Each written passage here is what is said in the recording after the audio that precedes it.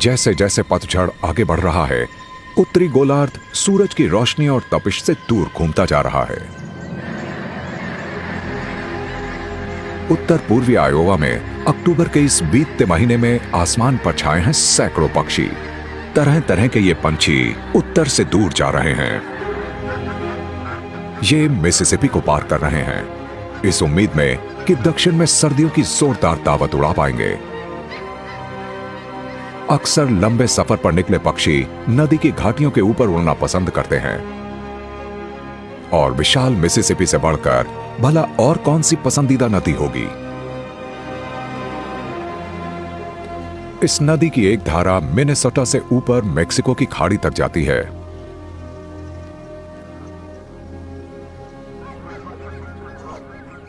यहां आयोवा के इन तालाबों में ये थके और पस्त मुसाफिर सुस्ताने के लिए रुकते हैं।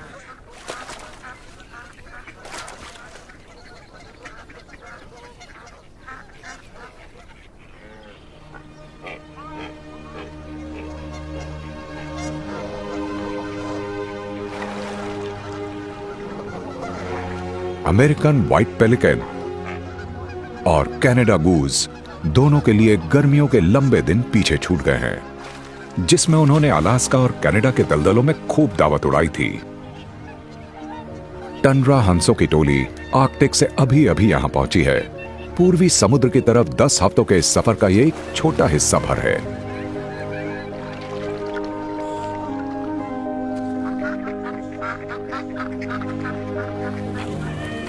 अमेरिकन कूट मेक्सिको के रास्ते में यहां उतरते हैं, तालाब में मौजूद घास को खाते हैं और आराम करते हैं। लेकिन सारे पक्षी यहां आराम करने और मौज उड़ाने नहीं आते। यह है बॉल्ड ईगल, उत्तर अमेरिका का एक सबसे बड़ा शिकारी पक्षी। ये यहां पेट भरने आया है।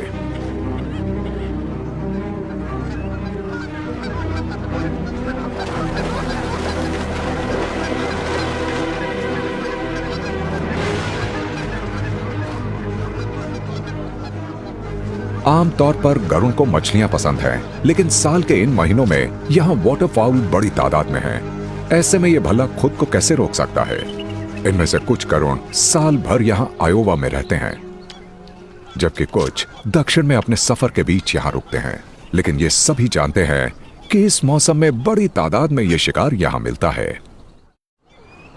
इस साल भीड़ में एक नया चेहरा नजर आया है। मिनेसोटा की एक 2 साल की मादा। अभी भी इसके बचपन के पंख कायम हैं। कम उम्र में ये गरुड़ जिंदगी के शुरुआती 4 सालों में बेमकसद उड़ान भरते रहते हैं। इसके बाद ये अपने प्रवास के एक खास रास्ते पर निकलते हैं।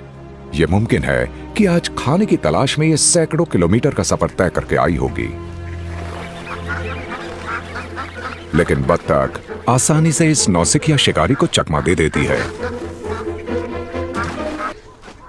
और इस वक्त इस नौसिखिया मादा पर सिर्फ माहिर बड़ों की ही नजर पड़ रही है, जो अपना शिकार इसके साथ साझा नहीं करना चाहते।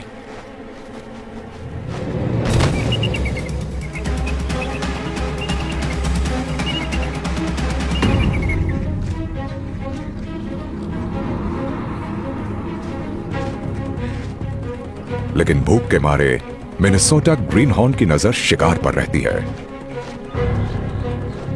सारे बॉल्ड ईगल को इस बात की परवाह नहीं होती कि उनका शिकार जिंदा है या मुर्दा। उसे पानी की सतह पर एक कूट की लाश तैरती नजर आती है। ये एक आसान शिकार है। लेकिन जब दूसरे युवा गरुड़ ने उसे चुनौती दी, मादा घबराकर भाग गई है। अब शिकार लावारिस पड़ा है। इसका मतलब यह है कि चाहे बड़े ईगल हो या फिर छोटे, कोई भी इस पर झपट्टा मार सकता है।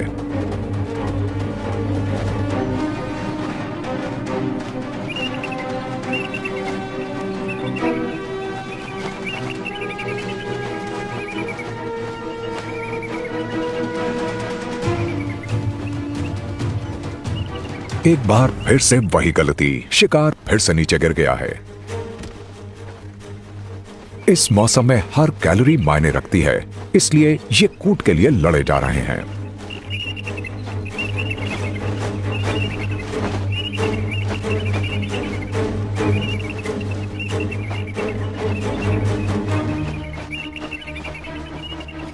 आखिरकार एक ईगल जीत गया है।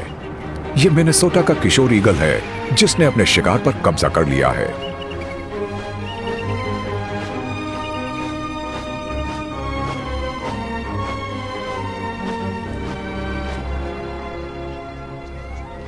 तकरीबन 1 महीने में लंबे सफर के बीच के इस ठिकाने पर बर्फ जमनी शुरू हो जाएगी। लगातार फैलती बर्फ से वाटरफॉल दक्षिण की तरफ चले जाएंगे और रास्ते में उन्हें मिलेंगे कुछ भयानक शिकारी।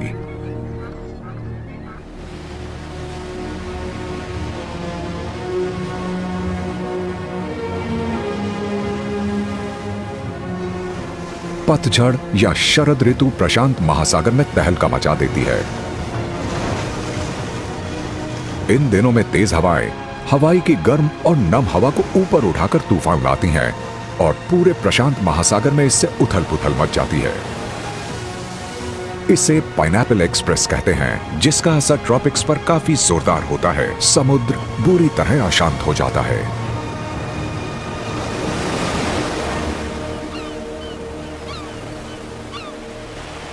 वॉशिंगटन राज्य के ओलंपिक पेनिनसुला में ज्वार के साथ तूफानी समुद्र पीछे हट गया है। पीछे रह गए हैं छोटे छोटे कुछ शांत तालाब।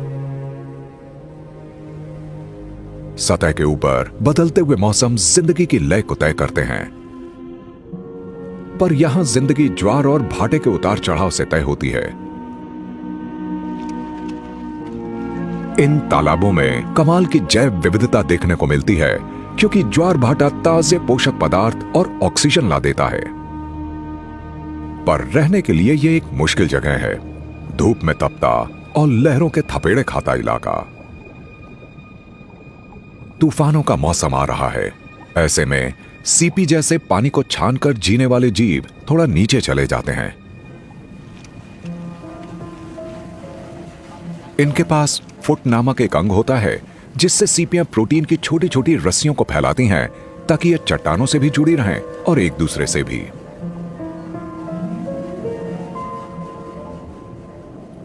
पर इस सबसे भी ये एक जीव से बच नहीं पाती। यह है ओक्रेस सी स्टार। जब यह अपनी रफ्तार पर चलता है तो ऐसा लगता है यह भला किसी और का क्या नुकसान पहुंचाएगा, पर यह एक नन्हा हमलावर है जो यहां सीपियों का शिकार करने निकला है। यह अपने सैकड़ों चिपचिपे टेंटिकल्स के जरिए चलता है, जिन्हें ट्यूब फीट कहते हैं। सी स्टार को शेलफिश बहुत पसंद है। ये सीपियों को खोल देते हैं और अंदर का गोश्त सपाचट कर जाते हैं।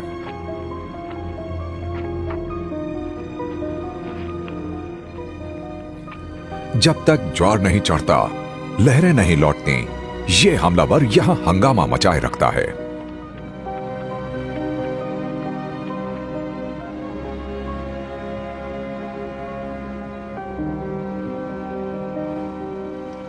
ज्वार भाटे से बने पास के एक तालाब में मौजूद हैं ये स्थिर शिकारी जो बड़े खूंखार हैं। ये नर्म नाजुक फूल असल में एक जीव हैं, और इनकी जो पत्तियां दिख रही हैं ये असल में डंक वाले टेंटिकल्स यानी स्पर्शक हैं। ये हैं एग्रीगेट एनेमनी। तालाबों में मौजूद ये शिकारी इंतजार करते रहते हैं।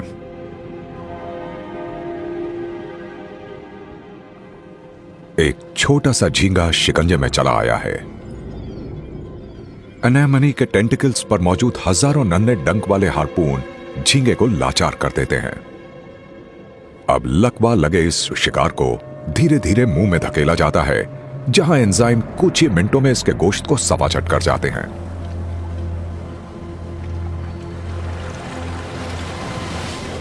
एक बार फिर ज्वार आ रहा है। तालाबों के बीच की इस दुनिया में ये लहरें खाना और अफरा तफरी लेकर आ रही हैं।